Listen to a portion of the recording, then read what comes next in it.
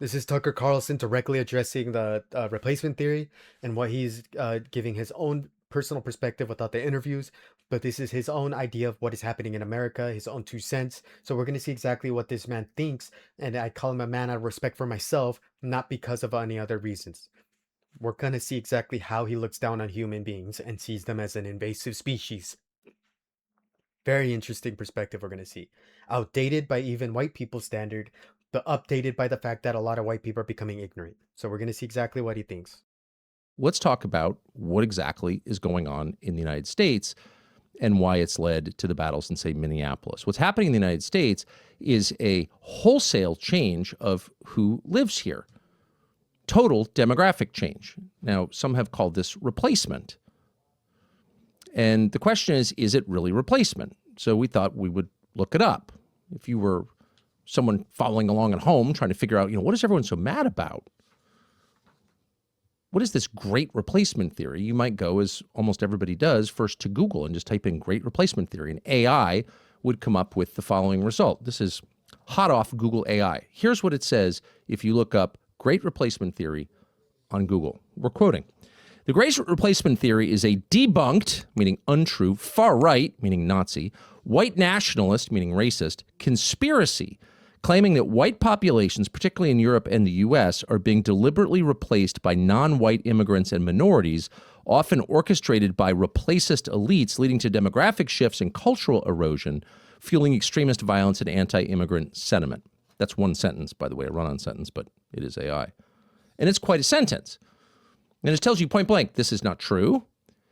Anyone who believes in it is deranged and is stoking violence simply by believing in it. And it goes on to explain how this works. The theory, quote, posits that mass migration, declining white birth rates, and political agendas by elites are intentionally replacing white populations. It has inspired numerous acts of mass murder, violence, with perpetrators often citing this theory. Research shows that endorsers of the Great Replacement theory often hold antisocial traits, authoritarian views, and negative attitudes toward minorities and immigrants. In other words, once again, believing that the population of this or any other country is being manipulated by people in power, and the people who are born here are being replaced by people who weren't, believing that is not only wrong, it's misinformation, it's been debunked, it's also dangerous. You can kill people by believing that. Well, how does that work? By encouraging fear with white people, and a lot of these white people will take it into their own hands and start pushing people out to racial discrimination, hatred, lowering their wages, trying to kill people in their own mass shootings, which has happened multiple times. Manifestos written about kicking out the invader race or the people that hurt them.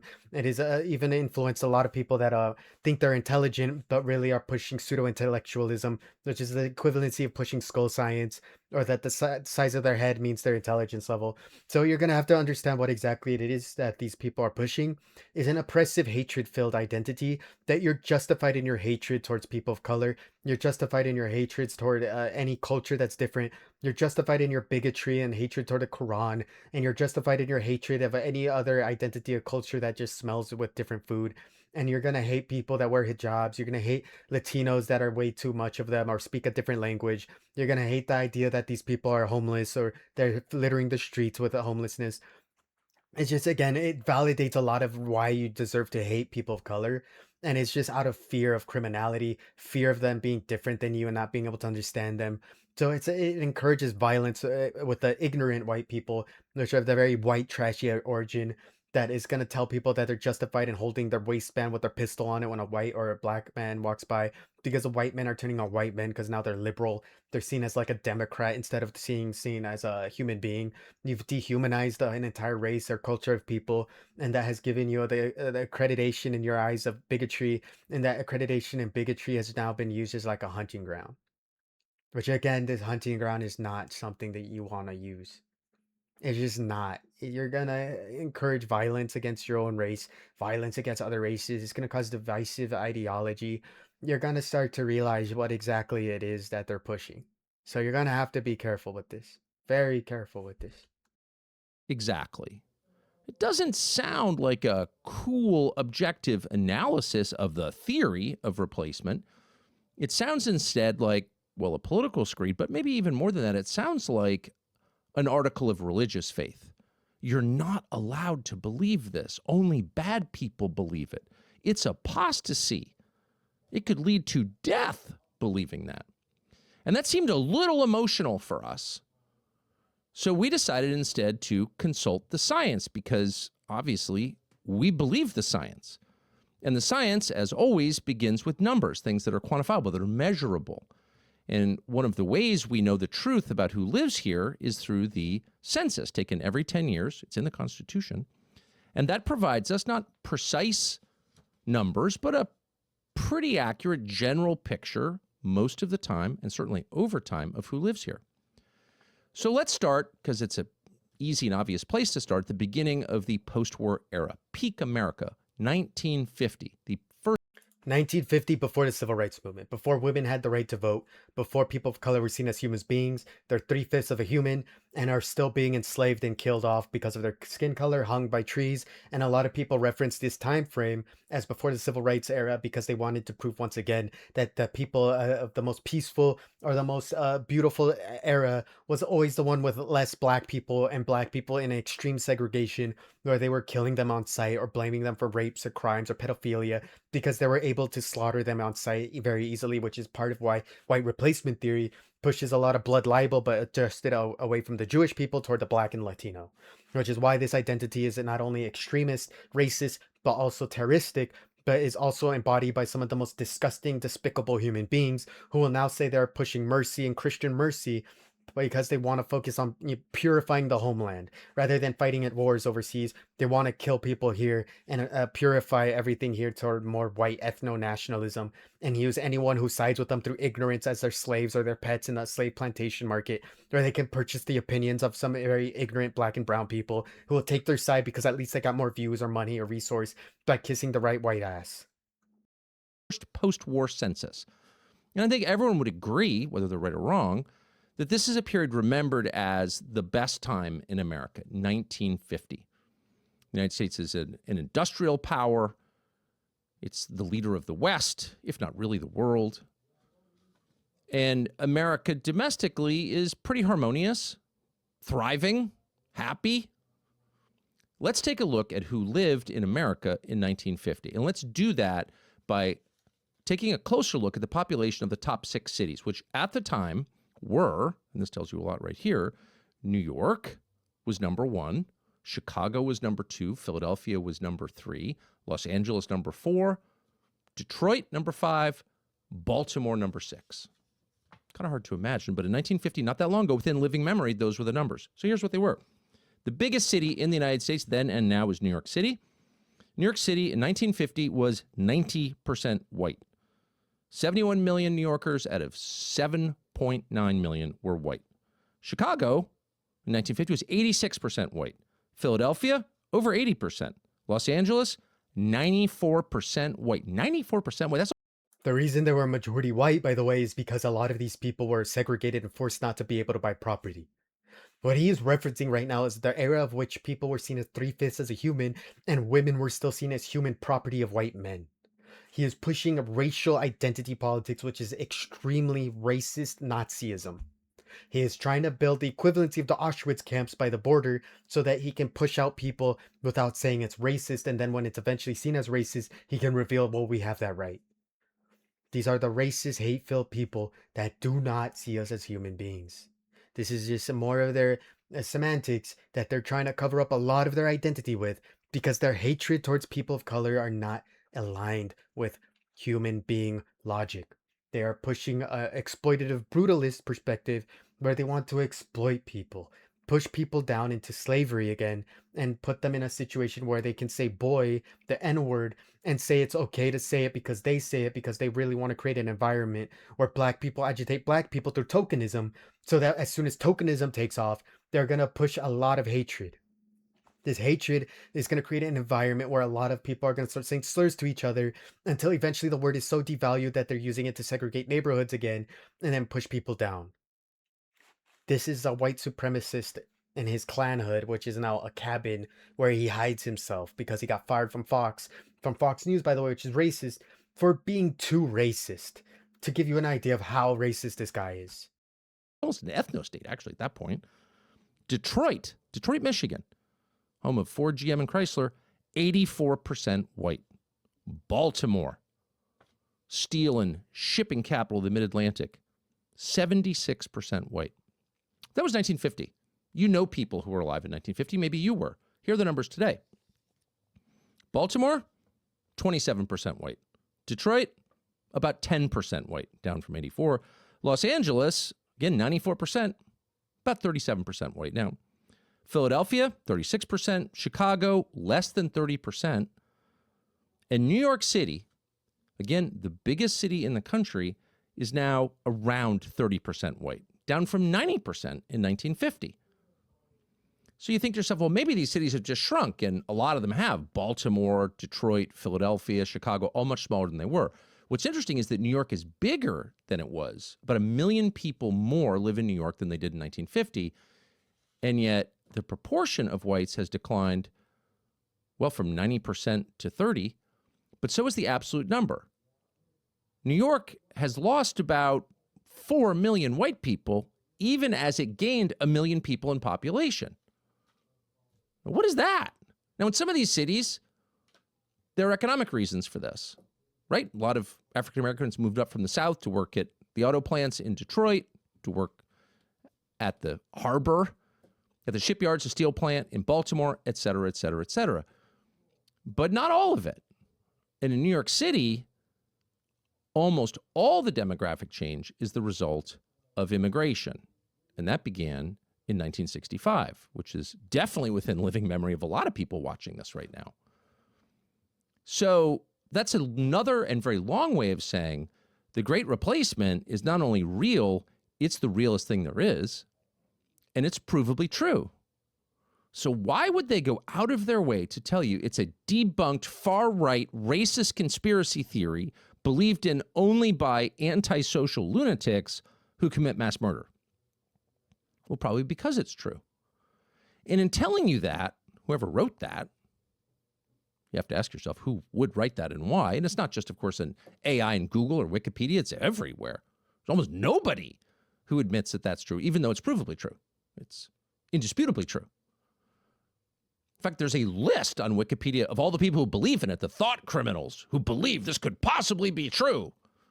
Apparently, people who don't have access to census numbers. Again, one of the identities he's hiding is the fact that a lot of these people interrace, and a lot of the times, even though they are white, they can identify as a different race, which is why a lot of white people oftentimes say you're not really white, you're a different type of white, or do the one drop rule where if you have a bunch of different identities, you just pick one you want. And that's also helping people integrate, but it also just proves that there's still a lot of white skinned people going around, and those white skinned people are seen as non-white because of their cultural differences, which is confusing to a lot of people of color because when they walk outside, they just see white people everywhere. They don't see a bunch of black and brown people, they see white people everywhere. Because some of these white people see different white people like Slavic people as non-white and completely different type of white. Or they'll see a completely Arab man that looks like in their eyes white as can be, but they're gonna be seen as just Arab. Which is why a lot of these identities is very confusing for people that live in America because everywhere they look is just white. This is why this white conspiracy that everyone is dying to the brown is not really picked up, except for the ignorant racist people who don't really know what to do with their lack of education, other than just point the finger at black or brown people, which is why it's a very naive perspective. It's really just used in order to push the identity that all these people are just really trying to push that they are the ones under attack because every time they try to talk about politics, it's a black or brown person they have to face with the racism because they're pushing racial politics to an extreme level, which is just white supremacy clan hoods, man. Going around with their Dixiecrats and their pets, which are now slaves to them and dogs to their ideology, because they've dehumanized their race and they let them accept that their race is lesser in order to push their identity because they get more money, resource, or even get to have their own white person to hang out with or sleep with. And they're seeing that as disgusting because now they see the interracial relationships as disgusting. They see the identity of black people or brown people not being grateful to white people rather than the economy or the country.